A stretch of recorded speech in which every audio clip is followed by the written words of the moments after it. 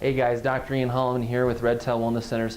I wanted to bring you this special video on thyroid health, and in particular a very special topic that is the top 10 thyroid toxins. So of course many of you who are watching this video, you felt weird, you felt off, maybe you had some constipation or brain fog or fatigue, or maybe you had an inability to lose weight. You know, you walk by the salad bar and you gain 5 pounds. Does that sound familiar? Or maybe let's say you had anxiety or mood swings or depression, your hair was falling out or dry skin or nails.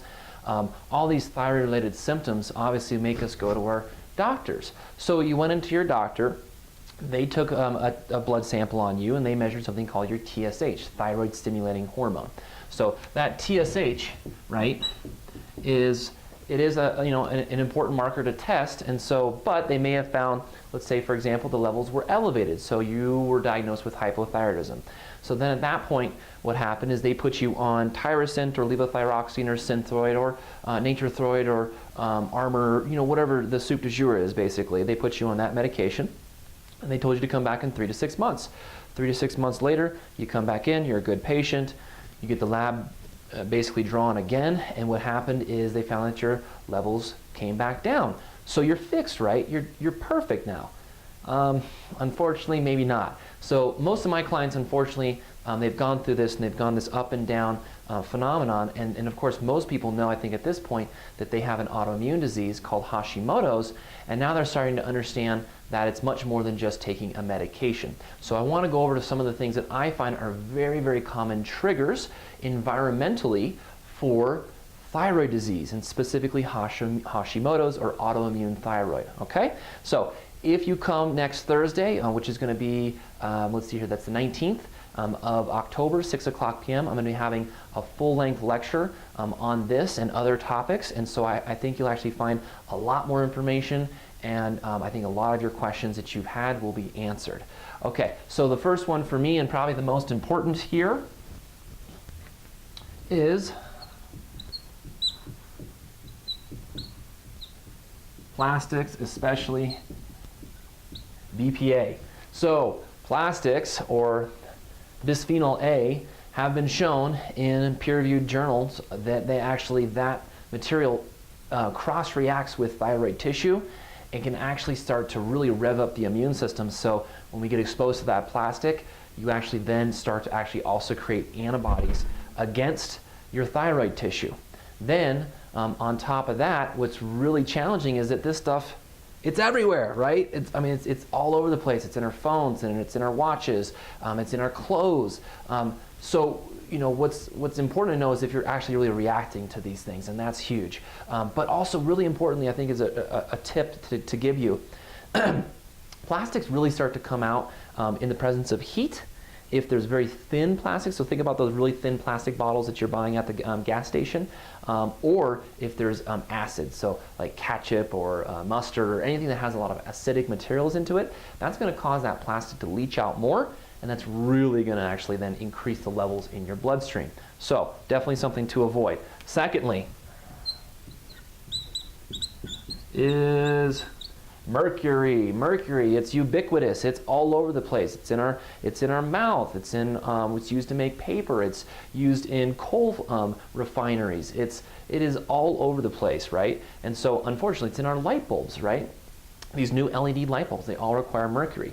But unfortunately, it is incredibly toxic against most of our tissue, including endocrine tissue and brain tissue.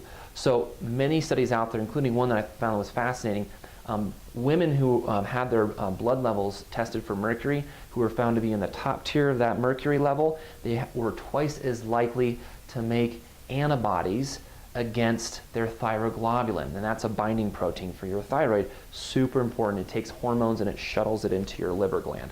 So the higher the mercury level, actually the more likely that you're going to develop autoimmune disease, and really importantly, neurodegeneration, things like cognitive problems that people will have, okay? So getting those things out of your system. Also, again, testing to see, are you reacting against mercury in your body? Now, 3, benzene rings, right? So benzene rings, so what do they do? Well, benzene rings are going to be in things like gasoline additives, and they're going to be in chemical additives. So they're going to be in diesel additives. They're going to be in smoke. Think about charred meats. So all that black coating on that barbecue, right? It tastes fantastic, but unfortunately, benzene rings are highly reactive. They react and combine with our tissues. We really started to understand this issue when it was studied in relation to cancer. So it increases cancer risk. The benzene rings really can actually also increase the reaction against your thyroid tissue, which is huge. Now, I'm not going to give away and go through all the rest of them, but I want to actually just give you some of these and tell you what they are. So there's 4 called tetrachloroethylene. Okay, and tetrachloroethylene is actually dry cleaning, so the chemical is used in dry cleaning. Very common toxin. 5, okay, is going to be mold, which really deserves its own hour-long lecture, but mold is a huge toxin out there in our environment. About 20-25% of the U.S. population is genetically susceptible to mold toxicities, and I'll actually be lecturing for a company called CitraSafe at the Autoimmune and Environmental Seminar this October 21st. Haven't got your tickets for that, they're still available. It's going to be in South Denver. So besides that, we've also got 6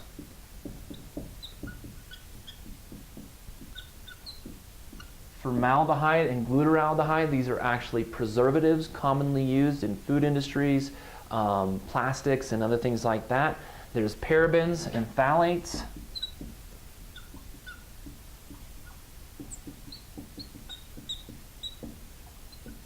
Okay, parabens and phthalates, so think about your cosmetics. Commonly, those can actually cause endocrine disrupting effects.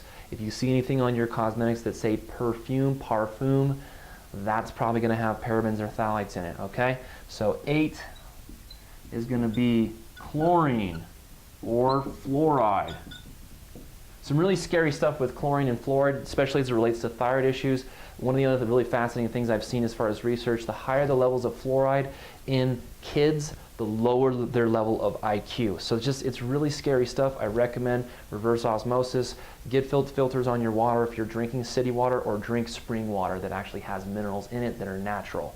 Then there's something called tetrabromobisphenol A, and tetrabromobisphenol A is flame retardants. So your mattresses, again, they're used on anything that's in the furniture industry, so new furniture, also commonly used in like your IKEA furniture. Sorry IKEA, I'm sure some people are hating me right now, but all that really mass-produced furniture has these chemicals sprayed onto them. One, because of regulations, and 2, it's another preservative. So those things are really dangerous for your thyroid. And then lastly, and maybe not lastly, but really important, is this chemical called glyphosate. And so glyphosate are also known as Roundup. Roundup, it's a chemical, it's basically the most common pesticide. It's made by a company called Monsanto, now they're Bayer. But no matter what, that chemical is sprayed liberally on genetically modified crops, and there are lots of research articles out there indicating it is connected to the loss of our natural gut microbiome. And this right here is where 70% of our immune system is. So when we talk about thyroid, we have to talk about the gut. So anything that this really disrupts the harmony here is, of course, going to disrupt the thyroid. So anyways, here's your top 10. Here's my top 10. These are really important. Look into these issues, see where you're being exposed to them, try to reduce them. And then again, in my practice, we actually do specific testing to look and see, is this part of your scenario? Is this part of the things that we have to address uniquely through the functional medicine model to get you at an optimal level? If you're still tired, if you're still fatigued, if you still can't drop weight, if you still have mood swings, if you're still depressed or anxious, if you still have issues with your hair and skin and nails, and you're still looking for answers, I'm here to help hopefully guide you through this process, give you the answers, give you the tools, empower you, and hopefully just change your life. So again, next Thursday is going to be my lecture. I hope you're there. Seats are limited, so please call us 303-882-8447 to get your seat, and have a great one. Take care.